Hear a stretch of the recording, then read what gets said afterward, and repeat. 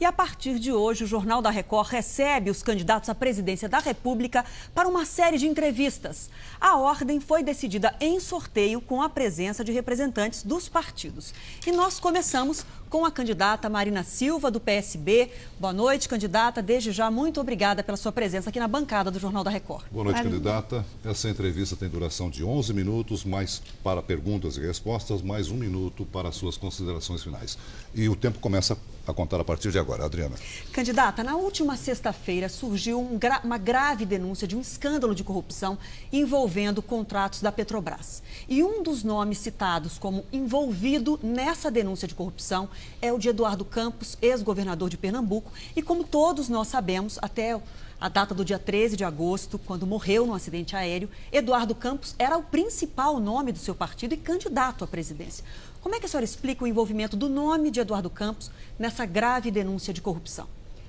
Em primeiro lugar, Adriana, é uma citação.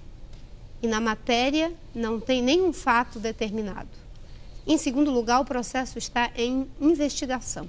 E o que nós queremos é que as investigações sejam feitas com todo rigor e que aqueles que são culpados sejam punidos e os que são inocentes que sejam inocentados. Não temos nenhum compromisso com inverdades. Nós queremos a verdade. A Polícia Federal, o Ministério Público, todos os que estão envolvidos nesse processo de investigação devem fazer o seu trabalho com autonomia e isenção para que a sociedade brasileira tenha os esclarecimentos do que está acontecendo em relação à Petrobras, que era uma empresa respeitada, valorizada e que no atual governo está 4 vezes mais endividada e o seu patrimônio equivalente a apenas a metade do que era quando a presidente Dilma assumiu o governo. Agora, candidata, a senhora pede ponderação, isenção na investigação, mas se apressou a dizer, como nós acabamos de mostrar aqui no jornal, que o atual governo manteve uma quadrilha dentro da Petrobras. A senhora está usando 2 pesos e 2 medidas para o Eduardo Campos, nome forte do seu partido até a morte dele, isenção e calma, e para os petistas, a senhora já decreta que houve uma quadrilha? Você sabe que houve um escândalo que está comprovado no caso da compra de Passadena. E outros tantos. Na Petrobras, esse não é um único escândalo, nós temos vários escândalos. Os meios de comunicação fartamente têm dito todos os problemas de corrupção que têm acontecido na Petrobras. Uma empresa que era eficiente e que hoje está numa situação de completa insolvência em função da incompetência. Quando eu digo que devem ser feitas investigações com isenção, é para que não haja nenhum tipo de interferência política, que a Polícia Federal, que o Ministério Público possam fazer o seu trabalho com autonomia. Doem quem doer, seja quem for.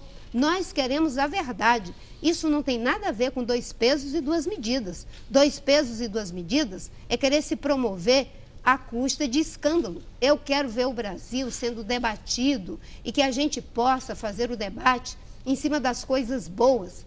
Né? Existem pessoas que gostam mesmo do quanto pior, melhor, e gostariam de puxar o nome de todas as pessoas para a lama. Candidata. Independente de quem esteja nessa lista, seja o que for, doem quem doer, nós queremos a verdade. Essa é a determinação do PSB, essa é a minha determinação e essa é a determinação do povo brasileiro. O povo brasileiro quer a verdade e a punição dos culpados que forem culpados. Candidata, a senhora defende que o atual governo deve fazer ainda esse ano reajustes nas contas de luz e também no preço da gasolina. E se isso não acontecer, se eleita, a senhora, um dos primeiros atos será o aumento do preço da gasolina e da luz? O atual governo levou o nosso país a uma situação de muita dificuldade econômica. Nós temos uma realidade em que nós vemos uma presidente que foi eleita dizendo que ia controlar a inflação, que ia fazer o país crescer e baixar juros, vai entregar o país com juros altos, crescimento baixo e com uma inflação acima do teto da meta. O que nós temos dito é que o governo tem a responsabilidade de parar com os preços administrados sendo manipulados para controlar artificialmente a inflação.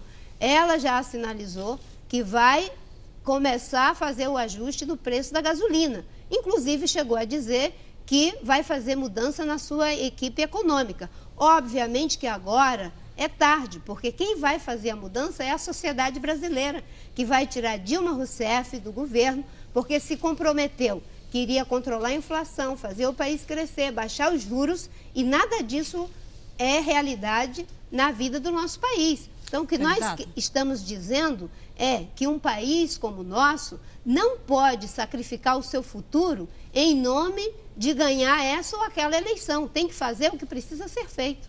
Agora, candidato, nós temos uma pergunta do nosso colega Heródoto Barbeiro, âncora do jornal da Record News, que a senhora vai acompanhar naquele monitor.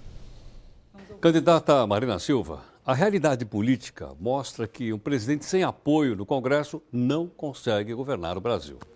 A sua coligação tem poucos deputados e a senhora disse que não vai fazer acordos com os representantes que chama de a velha política. O seu vice diz que a senhora vai governar com a força das ruas. Afinal, o que é que essa prática significa? Por favor, essa prática significa, Heródoto, que a gente não pode desistir do Brasil, como disse o Eduardo Campos, que nós queremos governar com os melhores de todos os partidos. Pessoas boas existem em todos os partidos. O problema é que eles estão no banco de reserva. E, infelizmente, na cultura política da maioria das pessoas, quando você diz que quer uma gestão eficiente, uma gestão que não é baseada na distribuição de pedaços do Estado para que cada partido possa chamar de seu, as pessoas sempre duvidam. Eu fui ministra do Meio Ambiente, aprovei vários projetos de lei no Congresso, a Lei de Gestão de Florestas Públicas, a Lei da Mata Atlântica, a criação do Serviço Florestal brasileiro, várias leis com o Congresso negociando legitimamente com os partidos, mas fazendo a mobilização para que eles se convencessem que as propostas eram boas. É isso que nós vamos fazer, conversar com aqueles homens e mulheres de bem que têm respeito pelo cidadão e que querem ver o Brasil melhorar. Nós vamos fazer uma governabilidade programática, não é a governabilidade pragmática que é feita pelo atual governo, e que no atual governo essa maioria é artificial, porque a cada projeto que o governo manda para o Congresso é um Deus nos acuda, e muita gente chantageando o governo, pedindo mais um pedaço do Estado para poder votar em projetos importantes. Essa governabilidade não pode continuar, porque ela está sendo feita em prejuízo do Estado e em prejuízo do país. Essa nossa entrevista está sendo transmitida pela internet simultaneamente pelo portal r7.com. E eu tenho aqui uma pergunta formulada pelos nossos companheiros jornalistas do portal R7. Até agora, nessa campanha, candidata, a senhora lançou um plano de governo que foi obrigado a mudar alguns tópicos dele e continua recebendo críticas e pressão para mudar outros. A justificativa que a senhora apresentou nos casos do casamento gay e do uso de energia nuclear é de que foram falhas da equipe, falhas de revisão. O eleitor pode confiar no seu plano de governo, candidata? O eleitor pode confiar em quem apresenta um plano de governo.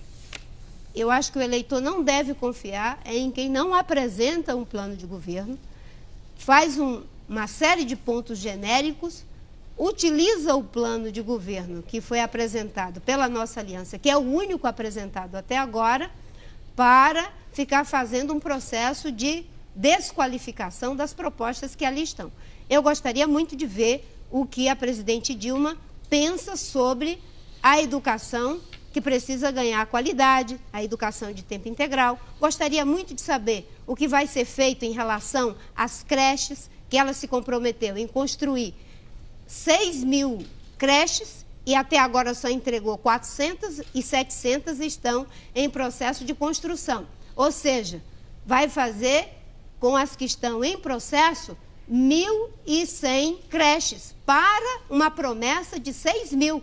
Eu gostaria de verificar como é que ela vai fazer para reduzir a inflação, para não permitir que o nosso país continue desacreditado sem investimento, e que o governador Aécio também apresentasse o seu plano de governo. As pessoas podem sim confiar em quem apresenta um plano para governar o Brasil, debater, receber as críticas dos adversários, dos cidadãos, dos empresários, dos trabalhadores, das juventudes. É assim que se deve governar um país. É isso que nós estamos fazendo. E as correções, elas são naturais. O pior é não assumir quando se comete um erro. Foi um erro de processo. A equipe da coordenação do plano de governo fez as correções. Agora, é lamentável que existe uma cultura de que o político deve persistir no erro, como faz aqueles que estão me criticando. Candidata, para a gente seguir com outros assuntos, é um direito do eleitor saber a opinião pessoal do candidato à presidência sobre assuntos polêmicos. Então, eu gostaria de pedir à senhora a sua opinião sobre alguns temas, sim ou não, e uma breve explicação de porquê.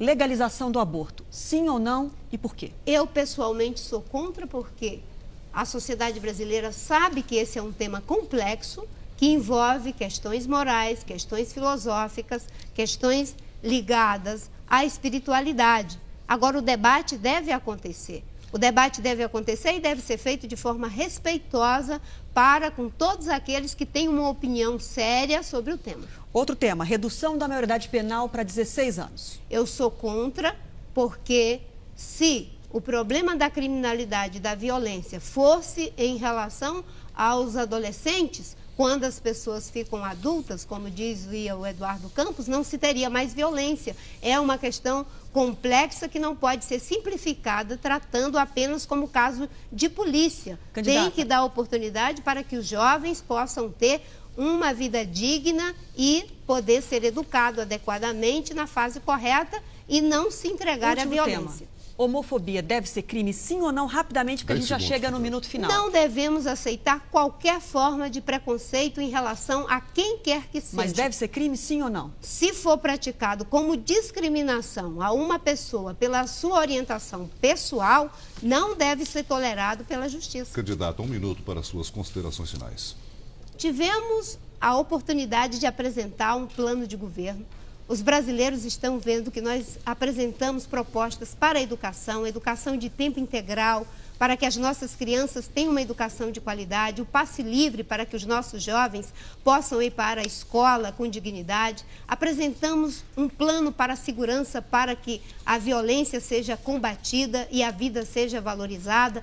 Uma série de propostas importantes para desenvolver o nosso país com proteção ao meio ambiente. Todos os brasileiros sabem que para governar um país é preciso, em primeiro lugar, buscar aqueles que têm as melhores propostas e têm competência, compromisso, honestidade. Nós queremos governar com os melhores do nosso país. E queremos fazer um governo para todos. Nós agradecemos a sua presença aqui no Jornal da Record. Tempo cumprido, 12 minutos. Muito obrigada pela sua presença aqui no JR. Muito obrigada.